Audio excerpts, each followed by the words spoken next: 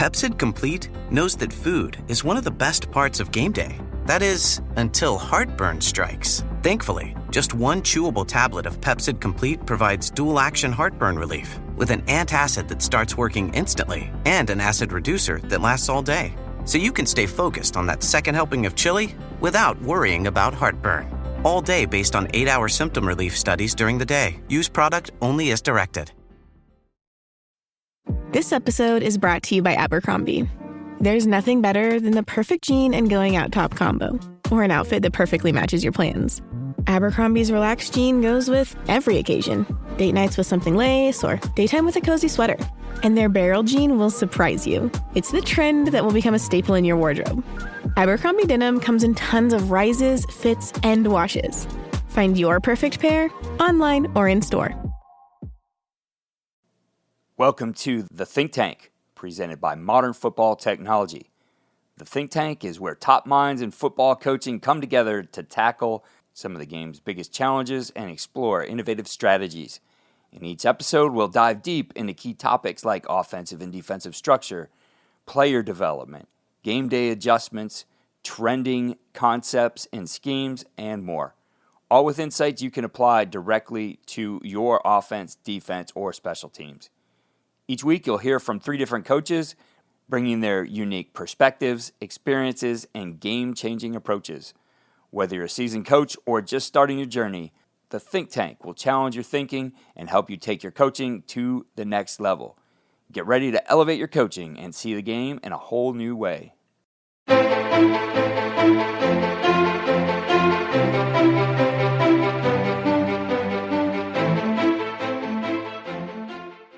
So I got all these reps, but I don't know, Joe and I spent a bunch of time on this the other day where it's just like, I feel like I'm on level 8 or 9 on the system. Coordinator means accountability. So, hey, I'm the coordinator. I'm accountable for the performance. I think everyone just, it's fun. You just dial it up all day. No, it's hard because you're accountable for the performance. It's not like back in the day where you're over quarters and here we go, let's have a good time. It ain't like that anymore. So you got to have more answers. To me, I always err on the side of like, let's put more on them because they can handle it if we do it.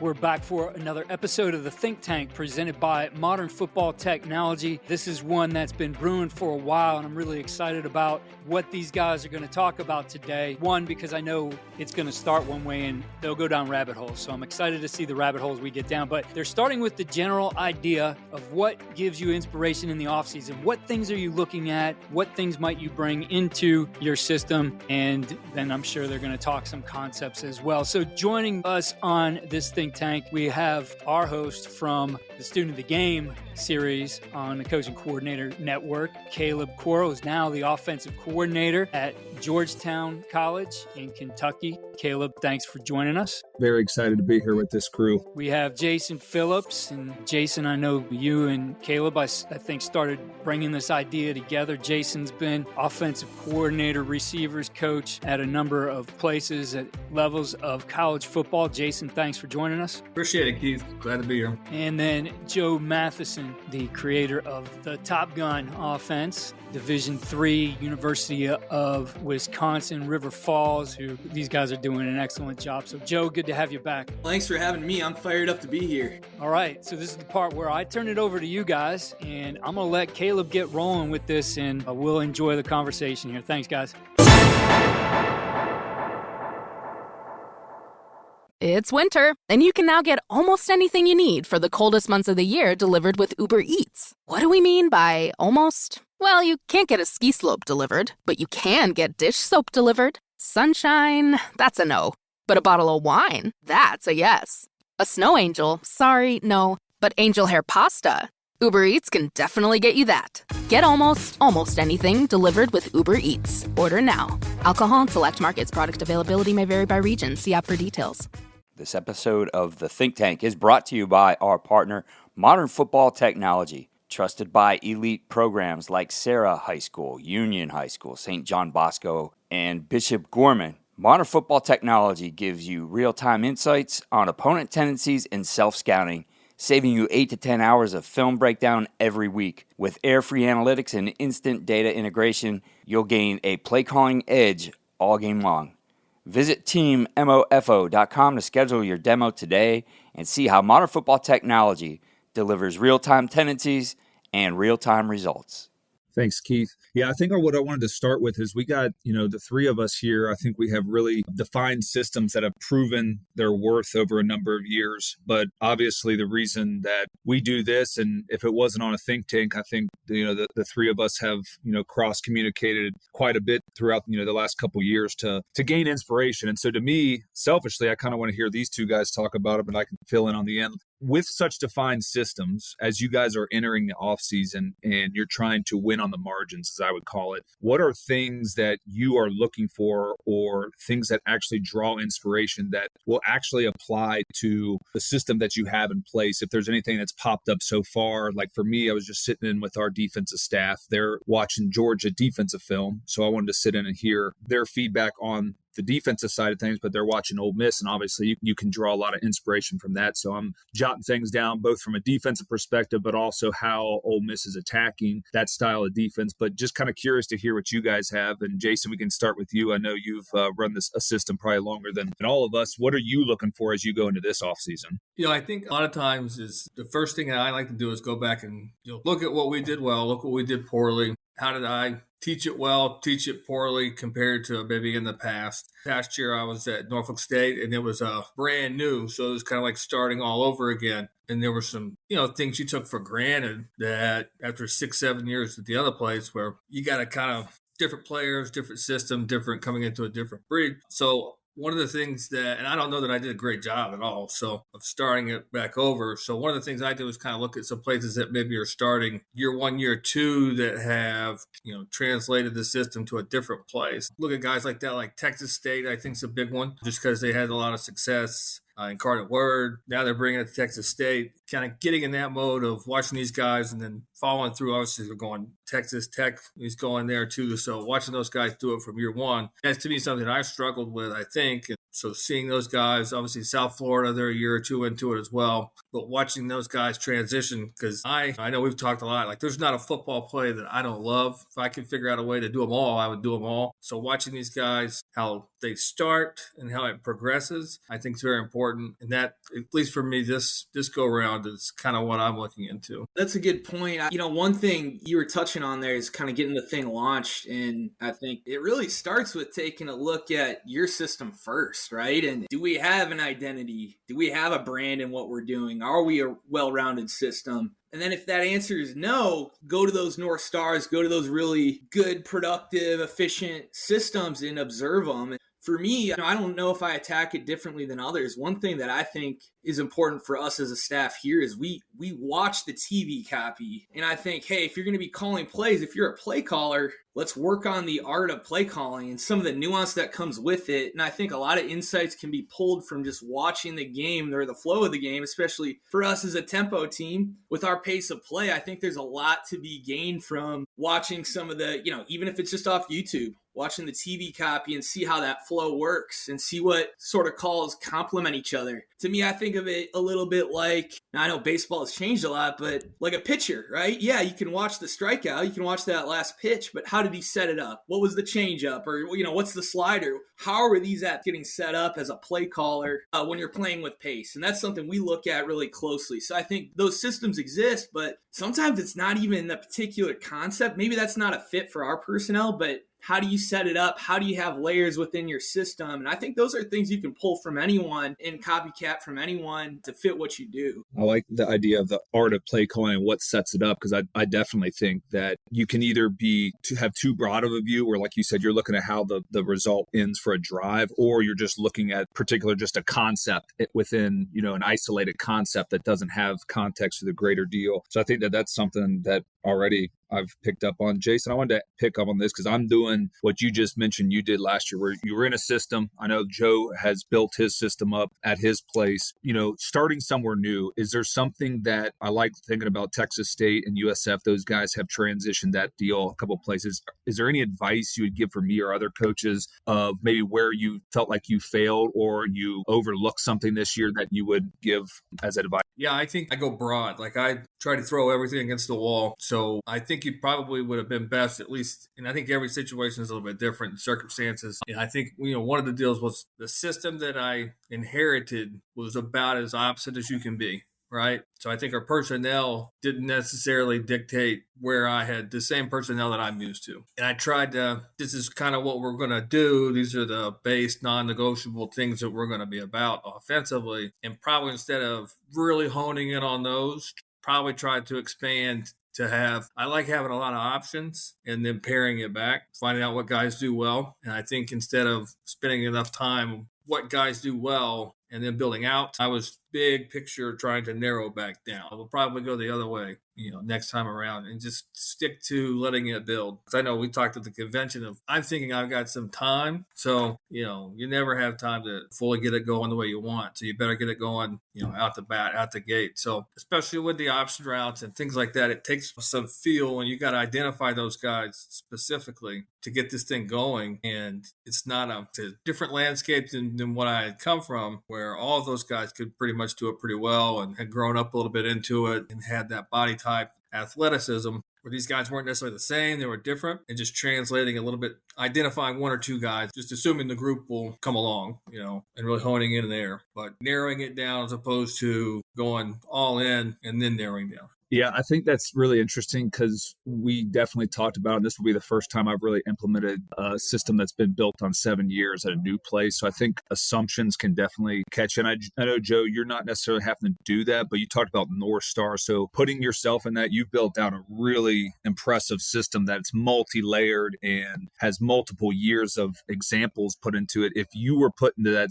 situation, could you kind of just expound on the North Star idea? Like, how would you focus in on, okay, I'm at a new spot, I've got this well-built system. How would you try to find what those core values are that you would translate to somewhere else? Yeah, I think it's a great question. And you do go through it every year in some capacity, right? But number one, what are your values and what are your principles as far as concepts? What are the things that aren't going to change no matter what the circumstances are? And we had a situation, we returned a really talented quarterback. He got injured the first game. We started 4 quarterbacks. So I felt like we went through a little bit of that. There are things you naturally take for granted that everyone understands this. Well, it's a great test. What are the principles for all your concepts that aren't going to change no matter the circumstances? And that's what we talk about all the time. If we're going to install something, is it principled enough so it's going to beat any sort of variety of front, stunt, blitz? Now, of course, it's not perfect, but the things that hold longevity and value in our system are concepts that can do that hold up. But as Coach is saying, that takes time and it takes commitment and it takes buy-in from everyone. So part of this is a sell job with everyone you work with because these concepts work. If you empower your players, it's going to work, but it takes reps and it takes buy-in from everyone and it doesn't happen overnight. It takes a ton of commitment. So I think that's what goes with it. Like these tempo systems, a lot of them, to me, it's like everyone knows how to lose weight, diet and exercise. Who's going to do it? That's the hard part. Like I can clinic all day and I'll have coaches come all the time. How do you do this stuff? It's actually quite simple. Simple doesn't mean easy. So, what's a principled concept that we're willing to rep till it's really natural for our guys and they can use their strengths as an individual and they're empowered to take on any sort of look. And that's when this stuff rolls, I think. But simple doesn't mean easy necessarily. Yeah, I didn't know that necessarily. Keith was right. We go down a rabbit hole here, but I know, Joe, we talked and I've built a lot of what I do off of Jason's deal. And I do think, and not picking on anywhere, but I do think that each of our 3 systems are unique enough. And I agree with what you said is like, when I sat with you and you showed me tempo, you're like, hey, it's not that crazy what we do, but it is a buy-in process. And then what Jason does is you want to build out the answers. I think we all 3 operate in a similar mindset of we want to build out those answers. But one thing I've realized in this is in that, that idea, that theme of taking it for granted is there is a sell job that to me, the number one thing that I think I overlooked in transition is that it has to be a top to bottom, top down, pretty much program mindset, no matter what you're doing to be able to operate the way that we want it to operate. And I think that what I've noticed that is I think all 3 of the systems that we operate, a watered down version, it will still probably have some effectiveness, but it's certainly not going to be what we expect or what we see in our head. said. And I think another thing that probably will plague all three of us as we work through different transitions is each of us are now experienced enough that we have 7, 8, 9, 10 years in the system. But when we go somewhere else, that's ground zero, right? And that to me is what Jason and I was picking his brain because he just did it. It's going to be my first time. And I know, Joe, you and I, we've talked about that. But did you find that hard, Jason? I mean, I really do think there's a pitch, a sell every single day, especially in a new spot. Did you find yourself doing that? Did you expect to do that? Because I don't think I expected to do that, but that's just me being naive, I think. No, and then, so my last spot here was I was the fourth guy in 4 years. It wasn't necessarily what I was selling was good or bad. It was just here's the next guy, right? What makes you any different than the last? So that was tough because, in that room, there's a lot of those kids that you weren't going to grab regardless, They'd heard this before, this great sell job of all these great things we're going to do. And, it is tough. You do have to sell it over and over and over and over again. And because ultimately anything that comes back to it is whether you had a lot of success or a little success prior to you showing up, the first time that there's struggle, which there will be, especially when you're putting a lot on these guys' backs that's never done it before, they're going to want to revert. They're going to, well, we did this was good. Especially the head coach, a lot of times too, it's like, hey man, we were really good doing this. Let's go back to doing some of that. So it's a constant thing. And, it's a thing that too, that like you got to continue to sell yourself as well. Like it can't just be you're selling the entire program the whole way through it, sticking to who you are. Like you said, your North Star, your value, but selling yourself like, man, we won a lot of football games doing this. It's not changed. You're just in a different place. Yeah, there's a lot of selling to it in every regard. And you need to, I think the biggest thing is celebrate the hell out of the successes that you have while you're doing it and hopefully minimize the growing pains as best you can. They're going to be there and you got to do it every day. You really do. I would agree with you with knowing that. I don't think you fully understand how much you have to sell yourself and what you're doing every time you come somewhere new. It's no different than the head coach taking over day one. He's selling me why I'm different than the last. You're in the same boat, no doubt. Yeah, I think that's just something that I've taken. I think there's a lot of aspiring play callers out there that'll be listening, guys that are probably walking into new spots. And I just think that, the old phrase of assuming, I certainly assumed a lot in my transition. And I believe that even though coming here to Georgetown, it was like, hey, we want you to you're going to do your entire system. But even the first day where it's like, all right, the head coach has me stand up and kind of clinic the staff on what we do. I mean, I was already hired, but it's like, this is maybe the most important moment of this whole thing because I'm now putting it on display. And like you said, I believe that my dad, he's an old football coach. He'd always say that you can't run triple option as a secondary piece of your system. And I think that however we look at what we do, I believe it's in the triple option mindset that it is an everyday type of thing. And then I'm curious to see, the real life experience of when it doesn't work, like you're talking about, Jason, because that's going to happen naturally. And one term that I kind of came up with when I got here, because it's not like the system prior to me was good or bad, or my system's good or bad. It's different, right? Is the term I've kind of come up with is resetting the hard drive. And I think that anytime that you're in a new spot, like that's what I'm kind of preaching to our players is this is a reset of the hard drive as far as we're creating a new operating system, right? Like I like all the plays like you guys, like all three of us have good football plays and there's people listening that everyone runs good football plays, but it's the operating system to me that's going to drive us forward and be that kind of foundational piece. And I think that being respectful to the people that you've come before and who you're taking over for and those things that there has to be a resetting of the hard drive. And here's one thing I'd like to, again, we're going down a rabbit hole, but I'm selfishly interested in this. The thing that I've realized too is I do think that there's a big sell to the players. And I think if you can get them some early success, like you talked about, Jason, that you'll get that buy-in. But something that Dub told me at a clinic last week is he's like, the players are one thing, but the thing that you got to really get going early is the staff. And so, Jason, you just did it. I'd like to hear your perspective on that. And again, it's not nobody's right or wrong, but Dub was just talking about the staff. You got to reset the staff's hard drive immediately. So any insight on that? And then Joe, I just kind of like to pick your brain because I know you've had a couple different O-line guys come through and how you kind of get that thing going. Yeah, we had a turnover after turnover So there was a couple of holdovers, and then 2 new guys came in. We had a new O-line coach came in. I didn't know we had played against each other, but we had never worked together. Hired an old receivers coach, and then he left right before fall camp started. So, it's tougher than you want. I think it's tougher than you want. The first thing that I had them do was we tried to keep the same terminology. So at least that was one consistent thing, as close as we could, formation-wise, personnel group. It was a lot different even for me than what I was used to. So I think that was one of the first things we did was try to find some common ground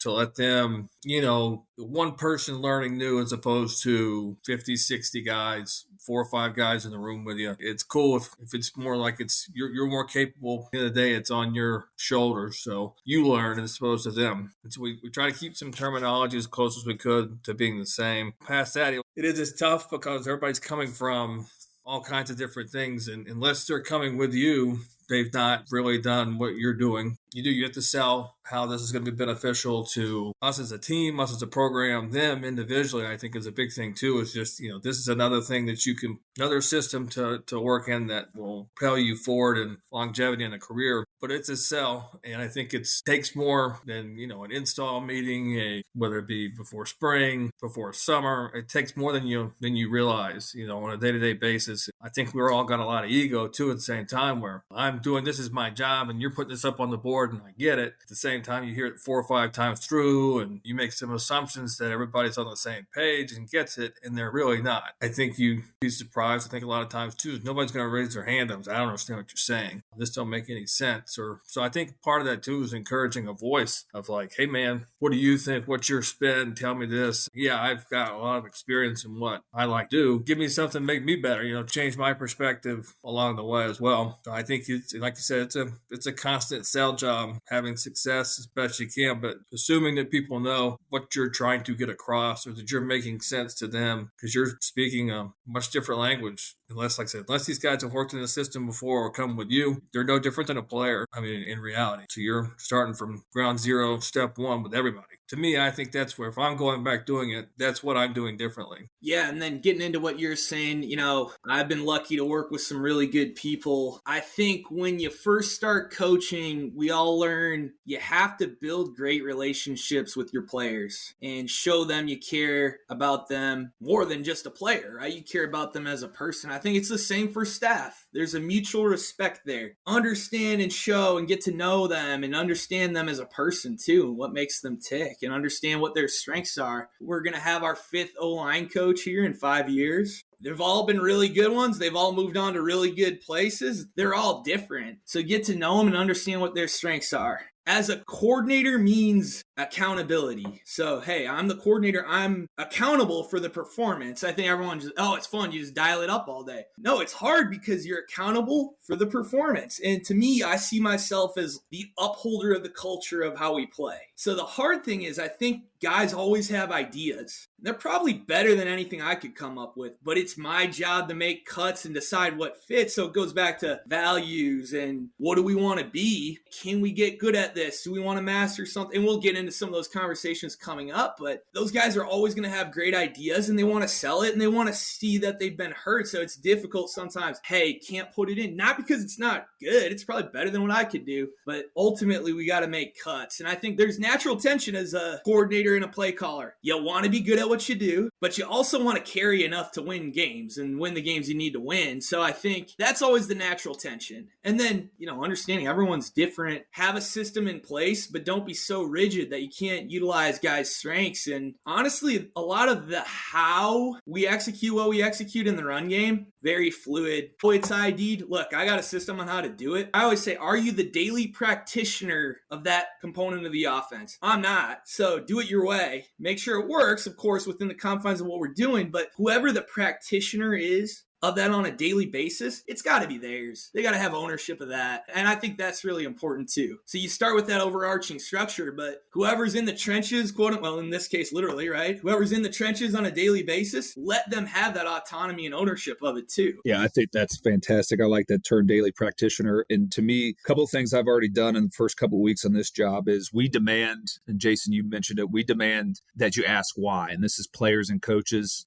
We try to break that on day one. First team, here's what the offense is. It's not even plays. It's just the philosophy, mindset, how we're going to go about it. I demand that why is asked. And then again, so now you get into the actual, okay, we're going to start showing concepts. And we all know that players and coaches alike, and I've been in the same spot, as a grown man, where I'm not going to ask the question. What I've done at the end is I'll do kind of like a mini roundtable where I'll ask guys, hey, tell me one positive observation you've seen. And, they see this, we have a lot of freedom in this with these option routes. Awesome. But then the caveat to that is you have to ask one lingering question. So something you give them the okay to go, well, I'm not so sure about this part of it. Like number 2 is allowed to be on the line of scrimmage when, in any of these formations, you're not going to call it. And then you can go into why you're doing it. So that's something that I'm doing, is giving them the okay to ask why, but then, forcing them to give that information of, hey, what's something that you like? And then what's a lingering question that you have? And then I think another thing you hit on, Joe, was I was talking with Dub at the clinic about this same exact thing. He was mentioning, the book Strength Finder, of going through and identifying your strengths. And he says he does that with every staff he has, because what he wants to do is put his guys in place and allow them to do things that they are successful at, or they have the strength to do, and not necessarily, dropping, hey, you got to go tag all these coverages. And that may be a weakness of theirs, but they have a strength in another area. So making sure that you're setting them up for success. And then I think the last thing that I would say, to me, that I've just realized throughout this deal is, and Joe, you mentioned it, and Keith even gave me some midseason advice on this, is as the coordinator, you're bringing things together, right? But at the end of the day, I do believe that the empowerment is I love, extreme ownership, Jocko Willink, that whole idea of, at the end of the day, no matter what scheme we're running in the box, what scheme we're running on the perimeter, who's teaching it, that we have to understand that it's going to come back to us. The head coach is hiring us to do this job, right? And so I do think that that's where the trick comes in, of being able to allow people to do what they do. I would just say the last thing is, what I try to do for our O-line guy here is, hey, this is the confines. I'm going to allow you to implement 3 run schemes that you want to put in, but here are the confines to allow it to play into the greater part of the system. So I think there's a lot of different ways to it. I think you have to just be on the front end of it. I think where I failed is sitting back and waiting for things to happen. And that's happened in year 1 for me, and year 5 and year 8. Like, it's happened where I sit back and just go, hey, these are professionals. They know what they're doing. And yes, they do. But the confines in the outline of what you're trying to set up is so critical. So those are just a couple things off of what you guys said that I'm actually implementing right now. I do want to, again, this is a selfish one for me that I like to ask, and I've asked both of you guys this outside of a podcast room, but I think your guys' viewpoints on this are really interesting. Getting into some scheme stuff, I always like to ask guys RPO philosophy, because to me, I believe RPO is heavily used still in the game, but I think it gets morphed and mixed into different things. And I know, Jason, to me, you made your mark on deep choice in the RPO system. I know so many guys literally run the call talk, the whole RPO deal that you set up. And we had a really unique conversation last offseason about where you thought that game was evolving and some things that you thought were changing. So I'd love to hear both of your guys' viewpoints on what your RPO philosophy is and where you see the game of RPOs right now as we go into 2025. It's a lot tougher than 5-10 years ago. You're going to get some explosive plays every week off an RPO just because nobody really knew what was going on. Obviously, I think just like anything else, defenses have caught up, and I think a couple of deals is you got to have the ability to have multiple ways to attack and use it. I think we've got, again, I have a lot of stuff, probably too much, but like we've got 5 or 6 different ways that we would call and run an RPO. Now, we're not going to do that every game, every week, whatever. We're going to kind of go back and let the quarterback, but what's he do well? What's everybody do well? And then obviously it's got to match with your run scheme. It's like one of the things I don't really like. Like, I don't like throwing downfield RPOs too much with gap schemes. We've gotten away a long time ago with being short a gap from the puller side and been fortunate enough not to get knocked down. So if we're going to be a gap heavy run team, which we were this past year, we've got to have some different ways to go about it. I still think RPOs are going to be here until they change the rules. So I think you just got to kind of work your way through it. We were a lot more first level, box off the gap scheme, reading the point, still controlling number 7. And we were really good at it. We weren't good at a lot last year, but we were really, really good at that. I think one of the things too that's really working its way through, like everybody else, is like, if perfect world for the rest of my life, we would be 0-2 empty quarterback that can run and RPO the hell out of it. That's the way to get them back vanilla, right? So I think, it's just going to continue to move forward. And I think adding the extra gaps and being able to get into 12 and like I said, 0-2 for us kind of gets the numbers back towards us and kind of goes back to running the football. That's, to me, the games that we were very successful this year, people allowed us to throw RPOs. And the games where we struggled, where it was a little bit tougher, made us hand the ball off and rallied and made us earn it. So I think that's part of it too. I know one of the things we talked about as well was, do you carry quick game with it? Yeah, we do, specifically for that reason, for when they're letting you hand the ball off and rally to tackle for 3 or 4 or 5 yards a carry, whatever, where we can't sustain that 15-play drive without screwing something up,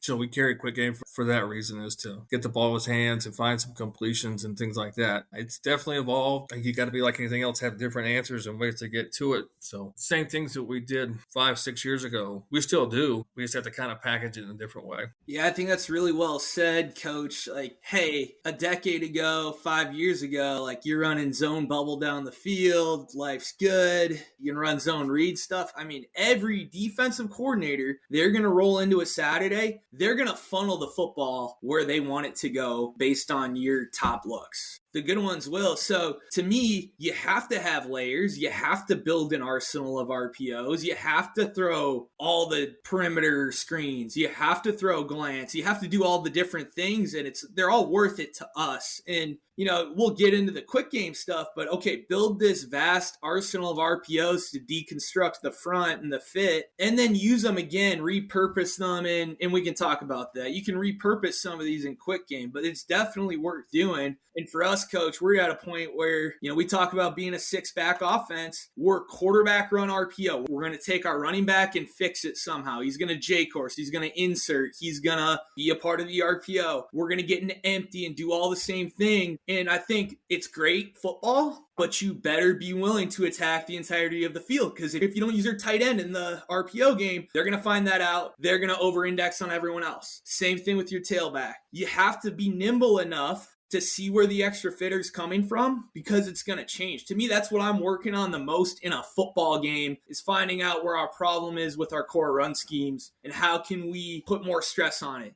in a variety of ways. So I think it's a lot of the same things, but it's way harder than it used to be. And we've had a quarterback that he's run for 1,000 yards each of the last 2 years. In our DNA, that's our strength. So we're able to do it out of all those sets and have a lot of diversity in it. But that's our foundation. We better have the ability to, for us, we're going to RPO to the gap scheme play and away from it. And we better be able to do both. Otherwise, they're going to get a beat on it. So I think that's the work that's being done as a play caller in the game, is identifying where that extra fitter is and creating problems for them. Coach Phillips, you and all the listeners, you got to look at Coach Matheson. He won't give himself credit. It's your dream, what you just said. They are the quarterback run, multi-layered. And I think what you hit on, Joe, to me, that I've seen, and I learned this from your original stuff, Jason, is having all parts of the field occupied. So to me, that's become a big thing. And then another thing that I've really started to lean in on is all the same run schemes and pass concepts, but using different tools, condensing the formation, motioning in and out of it, widening, stacking from width, to not only are we going to control this piece, but have different ways that we can attack the space that they're willing to give up. Because the biggest thing, and we're all seeing it, is, to me, the fits and the structures are changing so much. And the biggest thing I noticed last year is against a particular opponent, we could line up in the same formation back to back to back, and they would have different front structure almost every single time. And where their fit was coming from was different. And that's just how they chose to do it. I would call it a chaos defense. So again, go all the way back. It's got to be principled enough. But I think that's where I really stressed and tried to challenge myself is, we know the spaces on the field that we want to attack. What different tools can we use, whether it's formation in the boundary, it's empty with some piece that's attached that we're willing to run the quarterback. Again, the condense, the motion in and out of it, to not only control that fit, but then exploit the space in a different way, where I always feel like what I'm trying to do is trip up how they match out on the back end. Like, that's what I always feel like I'm chasing, is how do I trip their rules to still get that, slant bubble look, whether it's sometimes, hey, I'm going to get into a stack to get them into their stack check and then dictate how they're going to play it on the back end instead of just simply lining up in 3-by-1 off ball tight end 11 personnel and being able to run double slants with a glance off the inside zone, where those things, to me, the traditional manners get matched out much quicker than what I've seen. But that's kind of where I think I found the biggest, growth and evolution, but it's almost forced evolution. Like you were saying, Jason, like if you don't do it, you're not going to have success. And if you had to say, Jason, like what's the number one thing in your RPO world, what you originally put in and had such success with, if there's one thing you boiled it down to that you felt yourself having to change or evolve last year, what would you say it was? Well, last year it was the one thing we were good at, overwhelmingly good at, throwing the football. But we didn't have a lot of reps in with the kids, with the players, being able to call it. So actually I called it from the sideline a lot of times with the route structures and things like that. So it was one of those things where, we adapted to it and just I rolled with it as opposed to asking them to do it. Like I said, it was just such a leap from things that they've done in the past. So finding a way to make it happen, because like I said, once we did it and put it on the field, we were very good at it. I think we allowed probably me to have a little more faith. I know what's going on as opposed to that guy. So we added a few more looks, wrinkles, a few more different things to get out there. I could kind of control front side, back side. Where is he reading? Where is he putting his eyes? As opposed to him showing up in July and playing on ABC a month and a half later. Here's the world, put it on you. I could kind of dictate that, take a little pressure off of it for him. It wasn't exactly what we wanted. It's not the way that is sitting in my brain, but it was one of those things we had to adapt to get out there on the field and get some production from that. And it turned out really well for us. Like I said, it turned out where that was probably the best thing that we did. But I think, if you go down to the brass tacks back in the day, it's all pretty much the same. Everybody's throwing glances and outs and bubbles and slant. It's the routes. It's all about the packaging. Like I said, you use tempo, coach, you use motion and formation. They create the same reaction from the defense, right? Once you're dictating the pace, when those guys have to communicate and make decisions. So I think, at the end of the day, it's still fairly similar, just identifying where that extra hat's going to come from, who has the ability to be manipulated, and how you can kind of get those numbers back in your favor a little bit.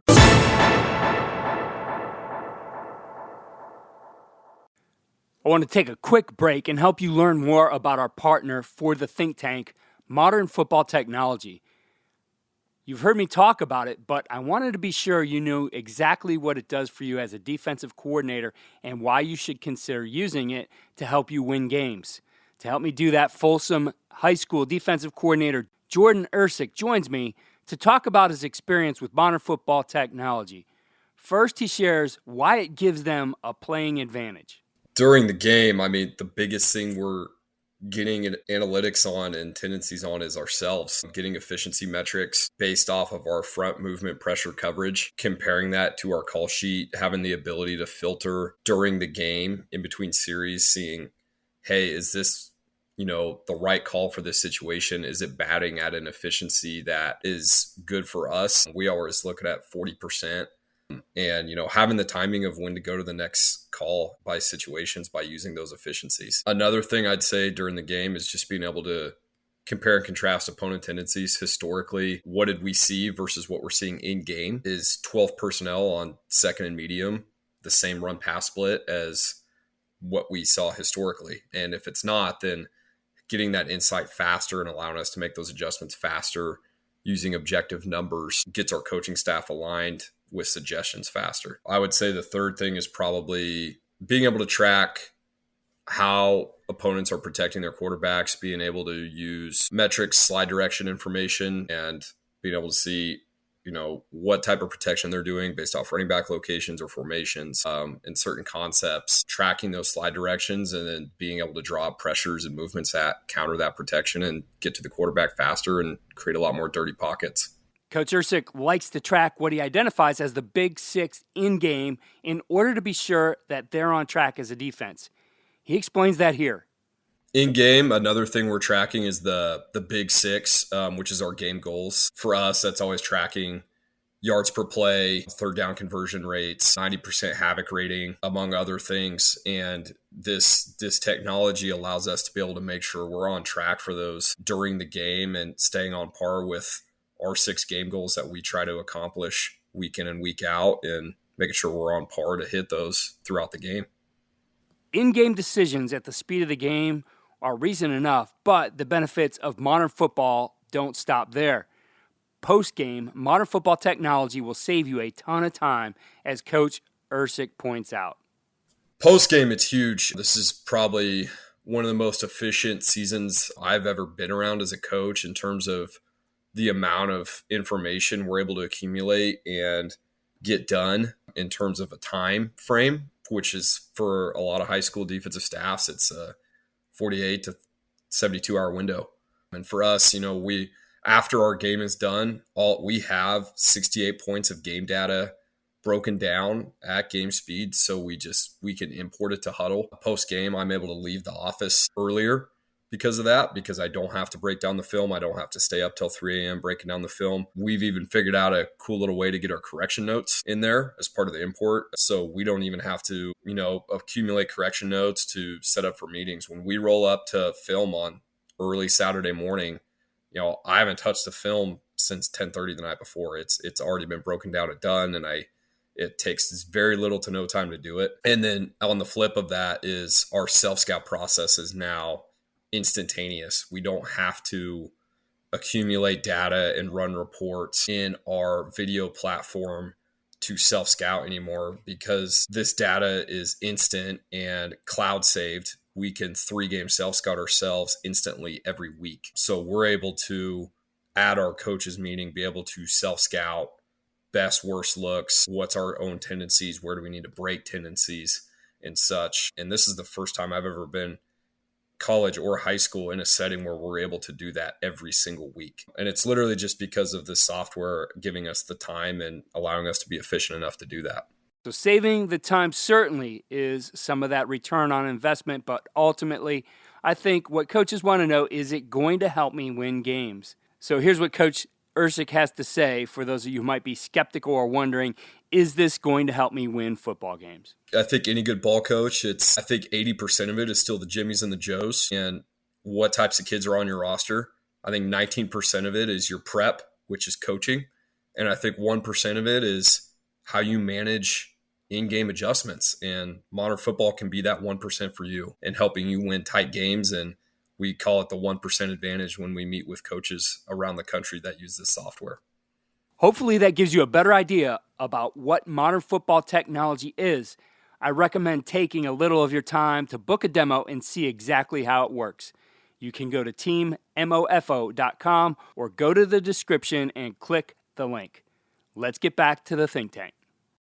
I think so. And connected to that, one of you guys already kind of mentioned it, transitioning that into the quick game realm. I'm curious to hear your guys' perspectives on, okay, obviously to some degree we're attaching quick game to runs, but are you guys in 2025 utilizing like traditional true quick game and what I always think of it as 5 out, where, I know Coach Matheson, you attach a draw to it, which you can kind of mention too, but are you guys using that where I feel like one of the biggest things that I don't see as much as I watch film is actual quick game anymore? And I don't know if you guys are seeing that or if it's just the world I'm in, but do you guys utilize it and are you seeing it? Do you think it still has validity? If so, why? And if not, why do you believe that as well? 100%. I think it absolutely does. I think in what we do, there's so many things that you can do with it and so much carryover. Like coaches said, even with the RPO world and asking the quarterback to get you right, I think you can do a lot with it. Now, I agree with you that a lot of people are going away from it. It seems like we're either throwing the ball as far as we can, protecting 7 or 8, play action, or running the football RPO. So I think there's a good space for it right now.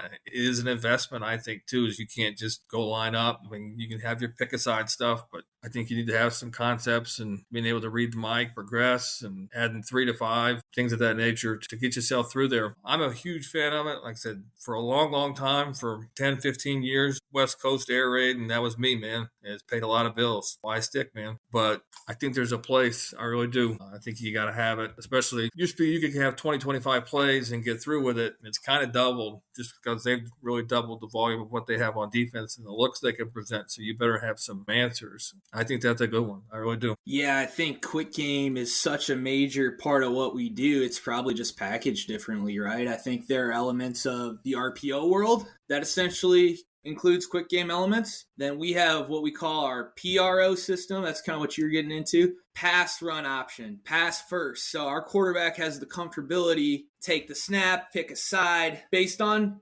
pre-snap evidence. Oh, you were wrong. They rolled to something else. No problem. We're on a 2 count in quarterback draw.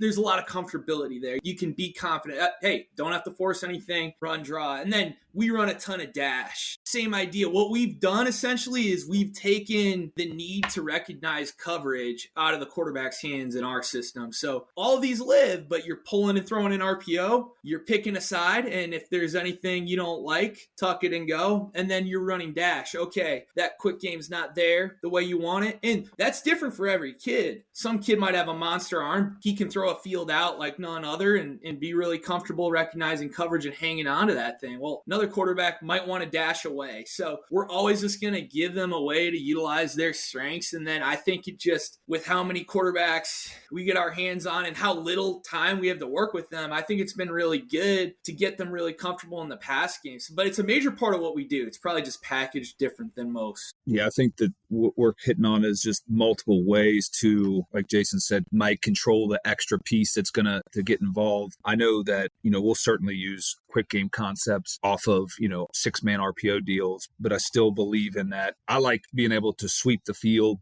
having something on the front side. Like you said, Coach, Y stick still has such validity. I think the way that you got to get to it, I think you got to kind of manipulate that look, but kind of in that Y stick world. The other one that I would love for listeners to be able to hear is, the most natural pairing to Y stick for me is some type of slot option on the backside. And I know Coach Phillips, you've, lived in this. And as you just mentioned, paid a lot of bills with this. And I know Coach Matheson, you're using option routes. What I'd like to hear is, how are you teaching and instructing and then correcting these option routes so that you can get them implemented? Because again, when we're somewhere for a long time, we get that carryover year to year. But in the age of college football where we're at, not just players, but coaches, like, we have to get this thing in fast, and we've got to get it to where it's efficient, just because, just like anything else, if you're pulling and if you're 50% on quick game, I mean, we might as well be doing something else. So Coach Phillips, I'll start with you, just from your experience and what you've seen evolve in that option route world. How are you getting this taught, and then how are you correcting it in the season?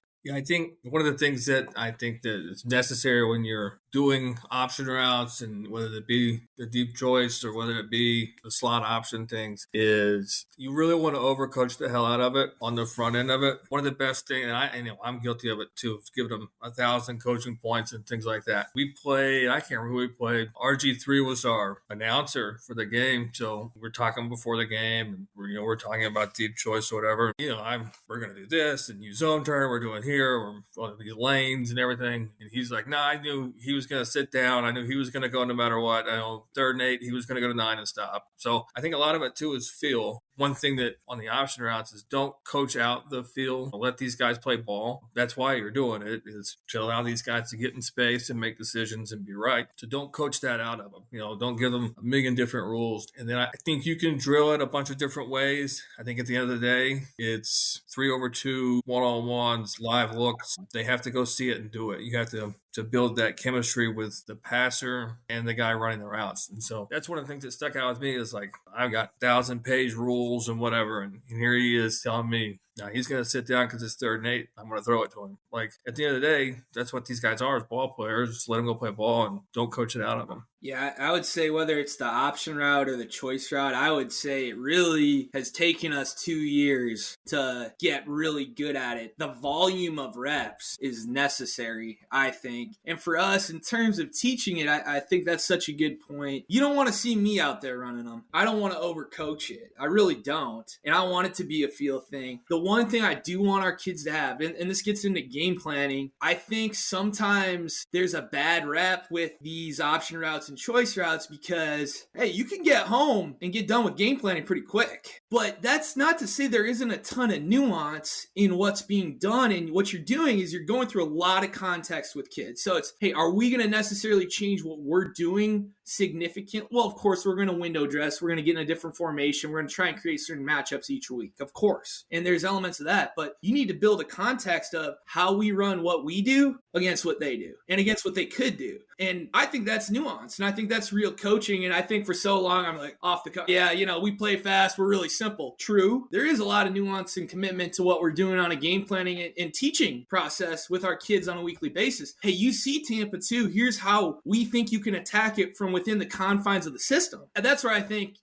they just run this. And there is a lot of coaching and a lot of elements of teaching that context to guys. So we go through a ton of film work, and we like to build really, really robust libraries of clips, and we're building context. And that goes back to having a simple install. And the hope is that you're going to see every coverage, pressure, blitz to that one concept, that you can master it and that kids have repped it. So that's the hope. But I do think it's simple. How is it going to look, and how are you going to morph it to attack what you're going to see each week? I think one big thing too, just to kind of go back, is in the nuance of that is the big thing that I think people get lost with is just to understand the tempo of these routes that needs to roll with. There's a time where you're, pin your ears back and run by a guy. There's also times to understand I need to be at that 75 or 80, or when I can have the hesitation part of the route. I think those are big points that come with that feel, the nuance like Coach is talking about, and not burying your head. One of the toughest things that when we start is getting these guys to run with their eyes up. I think that's, people take that for granted. A lot of times these guys' eyes are straight at the ground, and you're asking them to go left, right, or straight. You got to run with your eyes up. I think it's a bit more training than you want. So I think it kind of goes back full circle. Is you can't make assumptions that these cats know what you're talking about, or they're just going to do it the right way. So you can't get to me, I don't know that you can get to the tempo, the aiming point, some of those different things. Like we're going against Tampa, we're going against Mini, we're going against the coverage wise, and your guy's running with his freaking eyes down. You know what I mean? So there's a lot of top to bottom and nuance inside of these routes that gets taken for granted. And I think that's the big one. Tempo to me is like the best guys we've ever had do it were masters at tempoing these routes, and they were all Americans because of it. And we could just call it over and over and over again. It doesn't matter what you threw out there. This guy was going to feel his way through it. And 60 yards later, we're all geniuses. So I think that's a big one too. Yeah. When I go back and watch clips, I remember on your original Coach Tube deal, the Barry route, right? It's better to be slower, right? And I don't know if we use the term slow is great, but it's methodical. It's got the pace because you want to collect that bracket to create isolations. And I think when hearing you guys talk, one thing that I put the pressure on myself to do when painting these pictures is, again, Coach Matheson, you nailed it. It's context of what you're going to see, right? So you teach the isolated skill, right? And so that's probably its own drill of how do we run this route, where you're teaching the tempo. And then what I put on myself is how do I manipulate based on this defense we're playing to create the isolation? I put that on me instead of the kids, like, hey, this is how we're going to manipulate them to create the isolation. And then like you said, Coach, now it's an idea of how do we allow that kid freedom to go in or out, vertical or stop, where he's not running into traffic because we've appropriated the right insulation around the concept. And I think that to me, when learning it or trying to teach it to somebody, I think a lot of people just see the option route itself as the whole concept. But in reality, like you listen to Coach Phillips deal, it's all about creating the isolation on choice. Like that's how I've learned it, where it's how do we create that, understand the rules of the defense. And then I love the you're building the library of clips. There's context to it. And then I know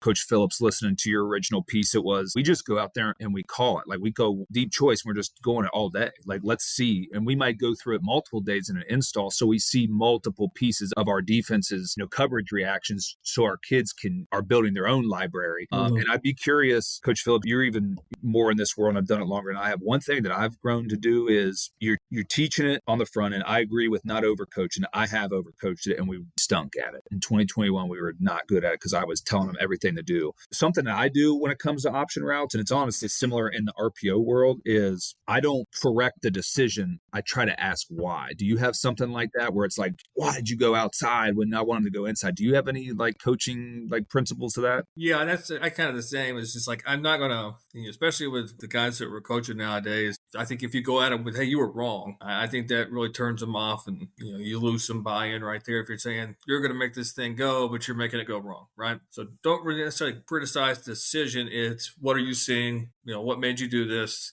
How did we get to this, area of grass? Both ends. And one of the things too we did a lot of was meet with quarterbacks and receivers together. We did a lot of that, and then we would have the receiver explain if it was we're not on the same page or whatever. Having the receiver, what did you see? And then having the quarterback, where did you expect him to be? So that way they kind of understand where the other one is seeing it. Because ultimately, if you get them seeing it the same way, you're going to be very good. Never see it the same way, it's going to be a problem. So one way or another, I think those guys, you got to be in there kind of watching the film together, spending a lot more time together than probably any other, well, I don't say any other, but than other offenses. Is those guys got to really be on the same page and make them speak, make them communicate to each other. I think that's a big one. Yeah, I think sometimes this is a case where the structure can inform the coaching a little bit. Like, shoot, I'll tell you what, you get to clip 144 of 150 clips from practice. It's hard to get super hey, play the next play. Let's build the context. And it starts with what you were saying, Caleb. The first thing in your teaching progression with your guys is, why are we putting this in? Why would we put it in this way? And I think if you do that right, shoot, they want to have success. They want what's best. So you're right. It's like, why are we ripping on a kid? You think he didn't want to make the play? Coming from a good place and a good intent,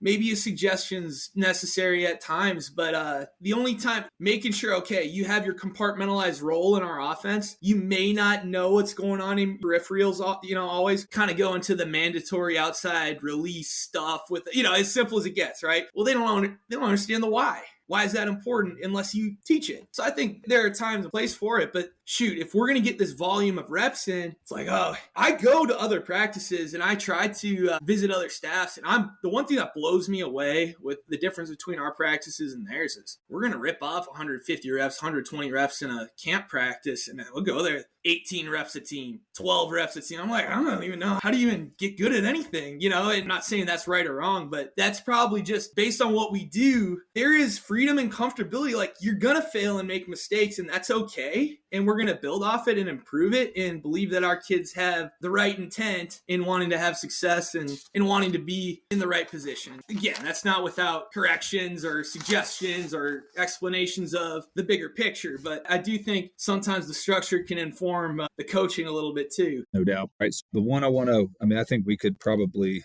do this for an entire another hour, but we kind of have worked our way through it. But one of the questions I believe you put in there, Jason, was we kind of finished with our thoughts on this is, what ways are you keeping passing concepts viable from play to play with all these looks that we're seeing now on defense? And I think that we've kind of talked about some of them. I know, to me, I believe in pure progression. I've gotten burned on pick a side with younger quarterbacks where I don't think I gave enough criteria of why to see sides. But now this side, it looks like it's 3 and now it's Tampa 2 and I think it's quarters and now it's 3 weak and 3 strong. And I just think you can get beat. So I really believe in pure progressions that still have the classic man and zone answers. I believe, as we've mentioned, partnering it with some element of an option route along the way, not options at all 4 or 5 spots, but having something that allows us to exploit space, I think is something that I've really leaned into. The classic 2-man game where you're running, the smash read. You got this corner and the guy underneath is basically trying to find that pocket underneath. And if it's no good, we're going to progress backside to wide cross. So I think those are a couple things that we have done, but I'd be curious to see, and maybe Joe, we can start with you. What tools or things are you using along the way just to keep passing concepts viable down the down with these wide array of looks that we're getting? It's a really good question. It's an important question. I think it really goes back to what we were talking about at the start of this. It starts at the top. Like, I'm lucky to be at a place right now. I know in spring football, we can, 20% of what we put in can fail miserably. From a football standpoint, we put our kids in bad situations. It didn't time out well. So spring ball becomes a football laboratory of, all right, going back to it, what do we need in the pass game to beat those top couple teams schematically? How can we get our kids and put the most conflict for those teams we need to go get in our league schematically? How can we rep those and put that together, to put maximum conflict on the defense? I think for us in a system like ours, where we're quarterback empty RPO, quarterback empty gap scheme stuff, and all these exotic formations, there's a lot of trial and error with the timing and with the progression. So we're not afraid to go break things. We do it all the time. We've tried option route RPOs that just didn't work, crossing route RPOs that just didn't work. Looked great on the board, just didn't quite time out.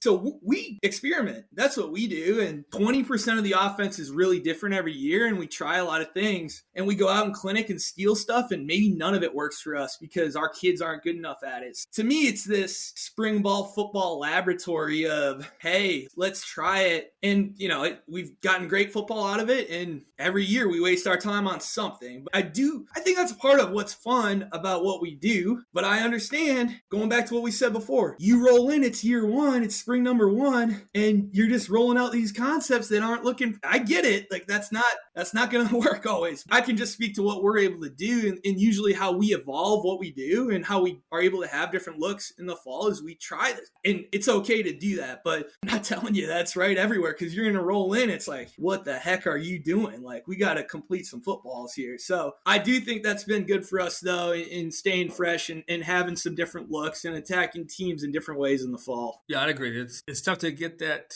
Again, I kind of drawing on this past year. It's tough because I spent a lot of time, I feel like, protecting the kids that we had from making mistakes. And where one of the best things we did was PO stuff where I was telling them what to do. And it kind of we have in our quick in drop back, we install things in pairs, right? Backside concepts to where we've gotten those beaters in. So if we've got trips all slant based off leverage and look, we can go double stick, right? So we have these things built in and just being able to go ahead and throw that out there and get that kind of going with it. But that's one of the things we've done is install things in pairs to, when they drop out and oops, we got drop 8 versus stick option and we're dead. Well, we got to make a correction. We got to have, a real time answer to get us going. Right. And just evolving that through a lot of different concepts, play actions and things like that is try to install things in pairs to where, again, I'm trying to stretch the hair of making one play 2 or more and trying to get as many answers as we can because these guys are everywhere now. It's not like back in the day where you're over quarters and here we go, almost have a good time. It ain't like that anymore. So you got to have more answers. To me, I always err on the side of like, let's put more on them because they can handle it if we do it and rep it. It's just, again, you got to get going back to the buy-in, the culture. They have to value football from the neck up if you're going to be successful in this. And I think that's very important that gets overlooked. Yeah. The other thing, kind of circling back to when we talk about the evolution of our defensive RPOs, think about we're trying to create this isolation. Well, whether it's wide splits or stacks or bunches, we're compressing the set. We're using a simple motion to indicate or dictate half of the field into a coverage that we are 80% certain that they will be in. I think that allows us to paint a broader picture of we still feel like we're in control, even if the backside of the concept, their coverage structure may differ. I think that's a lot of where I've put my time and energy because I would assume the three of us are still running the same pass concepts that we were when, we've evolved them. But that, to me, that's the evolution is how can we dictate the looks? And again, I call it formation distortion. There's tempo, there's motion, there's splits. It's all the good stuff. To me, Old Faithful to me is smash. Okay, how many ways can we run smash that allow the offense to stay on the offensive?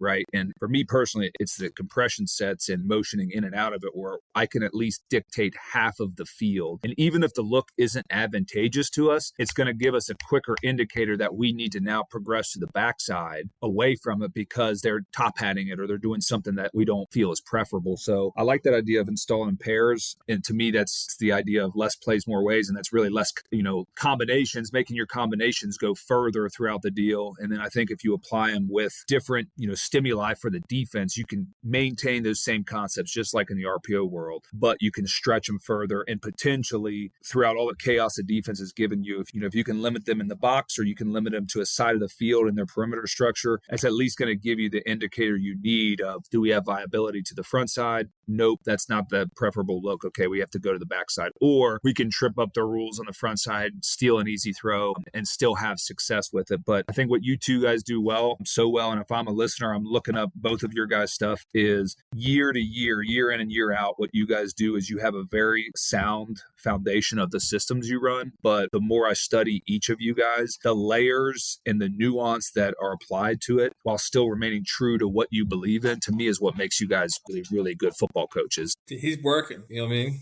Yeah, he's working. double duty. It's got to go over to the other podcast that's running on That's over what on I'm the saying. other side. Things going left, right. Yeah. You're good to pick up right there. But yeah, to me, what makes you guys such good football coaches is the year-to-year evolution. I love the 20% because I believe 20% is probably that safe number. But if I'm a listener to this podcast, whether you know either of these guys or not, go back and look at their resources and you'll see everything they're talking about. So I'm seeing influx, and like the place I'm at now, that they're a cover 3 team. They're four underneath, which I've seen quarters for 7-8 years straight. So we're running stick option. Was getting into, I know you talked about, hey, they're dropping 4, we need to drop 4. Yeah, okay. So like we call it 2 week. So we draw the line right down the middle of them. If there's potential for a 2 week on the second level, that's where we would change the concept. Basically, where option really has a chance to be bracketed, whether it be country cover 3, 4-4 cover 3, or whether that be, the will steps on the outside and the safeties insert in a buzz or in the hook. So when we see that, that's where we would change front side concept. Now, 1 high, we're cool, would be we would just run 1 on the slant, 2 on the over, keep the back free releasing, and you're making your slant, you're dragging, right? Dragging with the over, so your hook, slant, flat. Now, at 2 high, if you get like true drop 8, where coach was talking about playing around in the spring, we would change it to stick nod and put the back on the angle, read off of that 2 week guide, the new will, and then change it to a high-low on the mic as opposed to horizontal. Now we're high-low on the mic, let the nickel stay on the outside piece, and so now you got that wrap, whereas that slant flat can get kind of hairy if that field safety wants to screw around a little bit. So we kind of had a 1 high, 2 high, and same thing with 3x1. If we got to 2 week, we would turn that automatically to stick nod. So we would pair a lot of them like that. That's kind of what I've been doing the last couple of weeks on sabbatical here, is how many of them can we throw together? Especially like third down. I don't know about you guys, but on third down, I see man or I see fucking Tampa. Tampa's huge. Yeah. That was one of my questions. Some form of pre-walked or not, whatever. So, and then like you were talking about against your own defense, for Gale every day is how many different ways can they come up to run Tampa, what I'm saying? But anyways, so like say we're in trips, we've got start out with the Tampa, start out with the man beat or whatever, but combining those two things together. So if you're getting whatever the indicator is for Tampa, have the Tampa one called. If you're getting the man indicators, just spitting auto to the man play. So installing things in pairs like that for the known coverages that you're getting. So if you come in, it's 40% Tampa, 40% man, we'll rock and roll with it, throw the check down on the 20 other percent. But things like that. What's your go-to Tampa? Like, what do you dig against that? Then it depends, like 3 right down the chute, 2 on a dig, 1 on a 5 and in, and you're really just clearing the mic, high-low the nickel. We do a lot of the digs and the dagger type stuff, so that one fits really well. Like that's kind of one of our things. We have all of the NFL Packers, they're all NFL teams, so it's like we would have Pittsburgh. Pittsburgh would be 3 through, 2 on the pull, stick route, 1 on the dig, right? Which we'd say, all right, we can roll with that on Tampa. And we come out and we get man. Now it's auto to Steelers, with Steelers to the sideline. So everything's going from Pittsburgh inside out, Steelers outside in. So you come back, pivot, 3 on a corner. So now you're kind of working those things together. So that's all one install. It's like when we call Pittsburgh, there's no signal for Steelers. It's just rolling. You know what I'm saying? So like that's the only way they can get to it is when they identify man. So it's almost like a kill or an alert without a... Yeah, we call them autos or spins. Like, all right, so we had a kid. I used to work with LaFleur back a long time ago, right?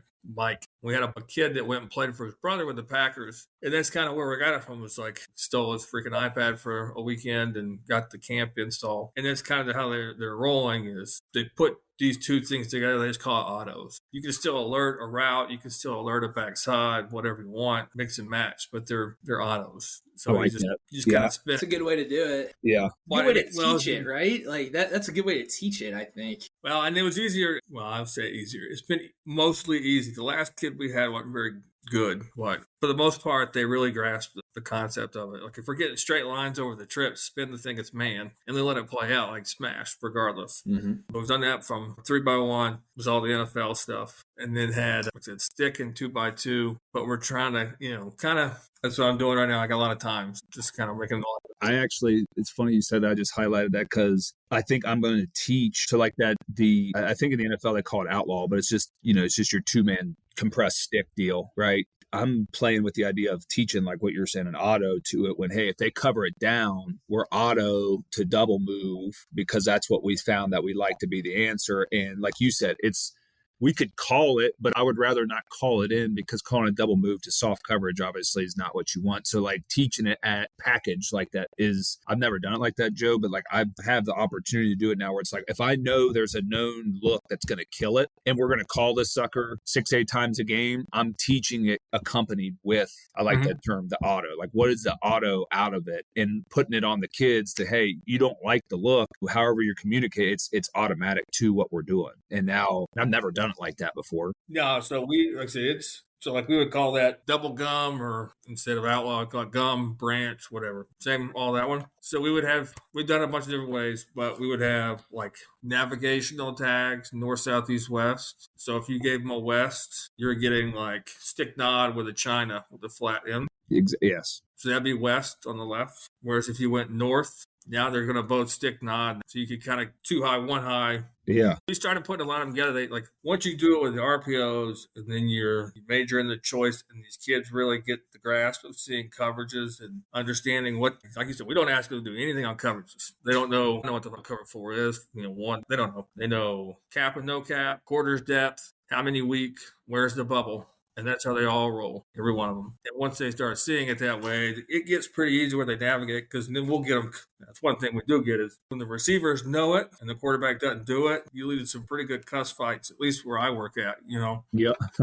Which is good for them, though, because that like it's creating them. They're taking ownership. Now they're forcefully talking, right? Obviously, how they get to it. But I think that's what I've learned in this system. I'm like you. I do quarterbacks, receivers together, no matter what. But to me, that's what I've learned is like most places don't do it like that. Like the number one change I made in the middle of last year when like I took over or whatever was like, we're meeting quarterbacks and receivers together. Like they were separate and nobody knew what the hell was going on. Like they just didn't. And it's like, I'm bringing them all together and now there's no gray area. No, and that's what I'm thinking. Like, and you do a level of, like you said, professionalism. You want to give these guys their opportunity to do their thing, but they don't know it the way you know it. Correct. They don't teach it the way you teach it. Honestly, depending on who it is, they don't really believe it like you believe it. No doubt. You can sell them all the hell you want. They ain't going to believe it because they probably played in something way different that they were much more successful on or whatever. 100%. No, I'm with you. I think just the language, there's a language that you speak with. Like it's the same thing. Like when Joe and I clinicked for about 5 hours coaching my office right before I got out of the Great White North. And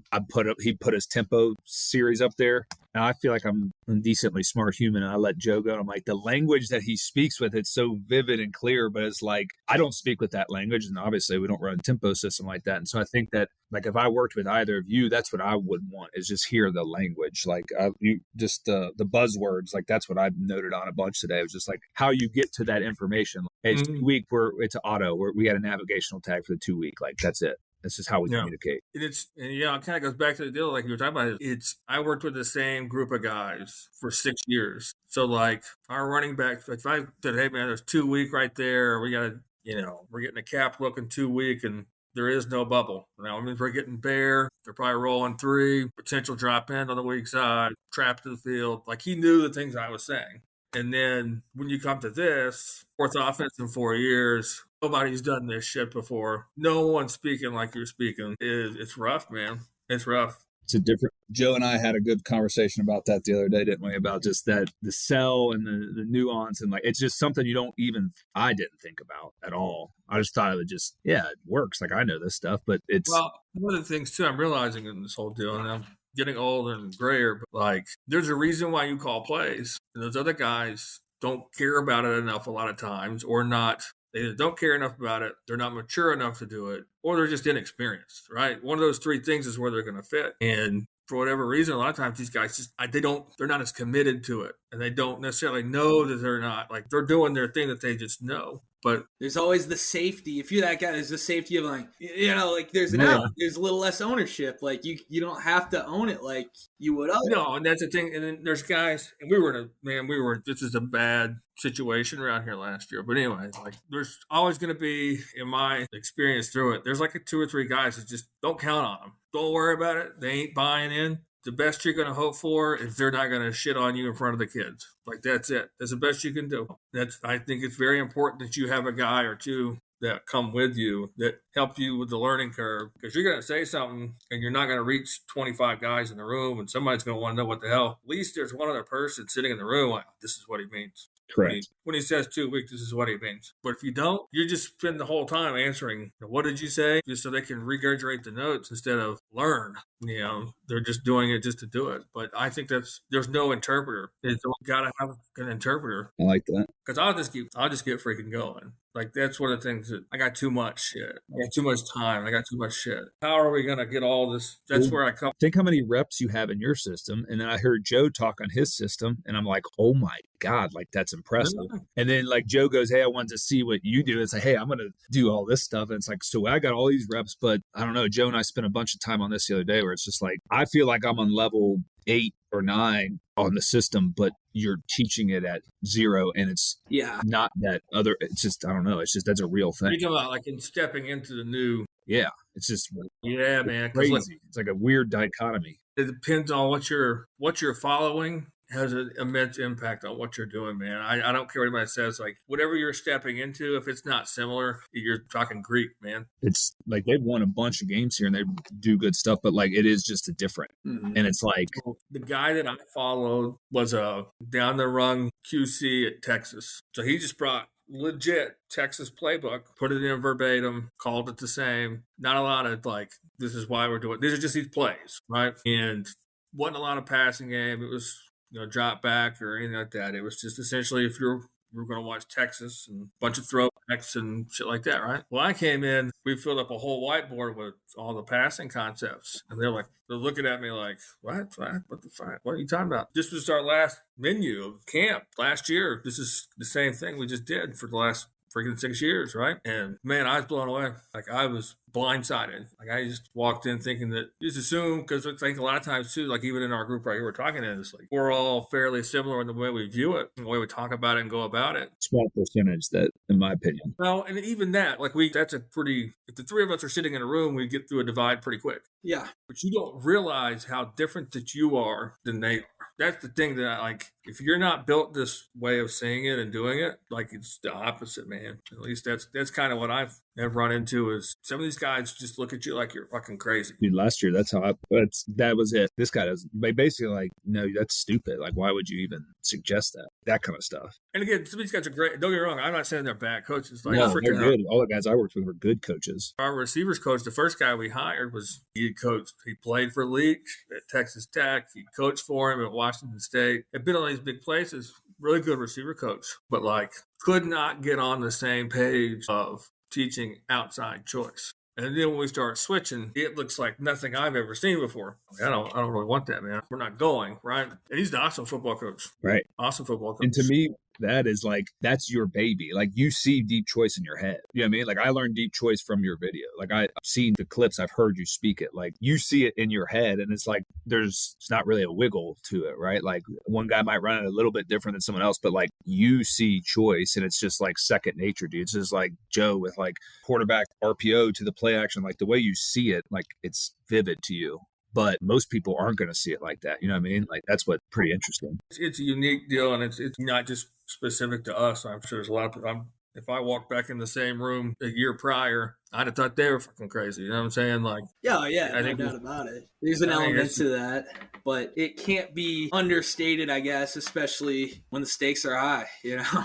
Yeah, how long have you been there? 6 years, 7? 6. Yeah, so like that's the same boat I was in. I was 6 or 7 years in the same spot, saying the same things 3 or 4 times a year. All the springs, watching spring practice over again after spring, summer, leading the fall camp, all fall. You just have so many times you say the same shit over and over again, and the same people hearing it the same way over and over and over. And then we would have kids that grew up in it, and that was mine. Is like those guys were like I'm sure you've got it with quarterbacks, receivers, wherever you've got that's been there for a while. That was the translator. Like that was. They teach each other. They know it. The older guys know it. Teach it to the young guys. Yeah. So there's always regardless, there's a new receiver coach, there's a new whatever. The kids still knew it, and they could say, "This is what he means," and they would listen. Guys they'll listen to each other way before they listen to me. But that's one thing that I missed was like coming to here was not only no other coaches, but there was also no players. You know what I'm saying? There was nobody there was no background in it. Whereas for 6 years, there was always a kid in the program that knew what the hell I was saying. That was tough, man. And I would highly encourage you guys that if you do decide to move somewhere, you need to come in on the front end of the head coach's contract, because you got to have, like you said, it takes a year or two to get really good at it. Year 4 of a 5-year contract ain't the place to do it. There he is, the man. Hey, we got like 3 podcasts worth for you, Keith. I know. I felt like I set 3 mad scientists loose in a lab, and there's a good end in there for you. And then we just started talking about adjustments. No, it was good stuff. I mean, Jason, that's some great advice too on, that's real. Coming in, on a job when you come in on a job for sure. So, and I can't tell you how much I appreciate you guys taking the time, getting together and talking ball here. As I told you, like, to me, the interesting part as I sit back and watch these is that all the guys we have on the think tanks end up sitting back and taking notes. And I know that if you guys can be learning from each other, then our listeners can be learning as well. So there it is. Everybody's got notes somewhere. Jason, it's under his big bottle. I use my phone. Yeah, but great stuff, guys. It's good seeing you all again, and really cool getting you together here. So thank you. Yes, sir. Appreciate you guys. Good seeing you guys. Yeah, that was fun. Thank you, guys. Absolutely. Absolutely.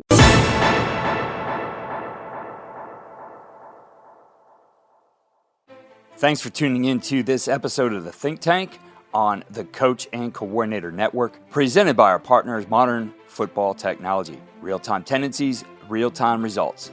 Visit teammofo.com to learn more about how their cutting-edge tools can elevate your coaching. Thanks again for listening, and we'll see you next time.